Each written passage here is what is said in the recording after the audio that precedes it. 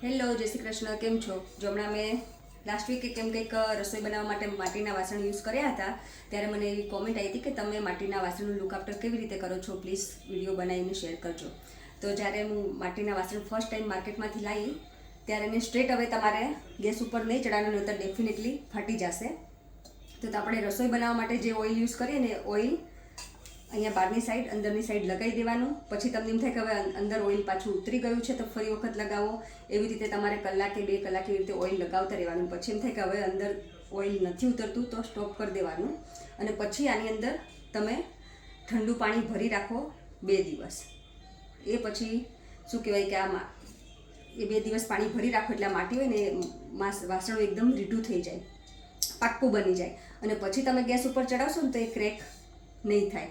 જેમ કે આપણે પાણીનું માટલું હોય એને પણ આપણે નવું લાયા હોય તો પાણીનું ભરીને રાખી મૂકીએ એટલે માટલું હોય એકદમ રીઢું થઈ જાય. તો આવી રીતે છે. બીજી એવી કોમેન્ટ આવી હતી કે તમે ક્યાંથી લાવ્યા હતા? તો આ હું લાવી હતી આપણે જ્યારે સૌરાષ્ટ્ર જતા હોય ત્યારે વચ્ચે આવે છે બોટાદ અને સાળંગપુર. તો ઘણી બધી લારીઓ પણ ઊભી હોય છે અને સ્ટોર પણ હોય છે. તો અત્યારે તમને માટીના વાસણ મળી રહેશે અને બીજી ઘણી બધી જગ્યાએ મળતા હશે, પણ મેં આ ત્યાંથી લીધા હતા. તો આઈ હોપ કે તમને આ ટિપ્સ કામમાં આવે.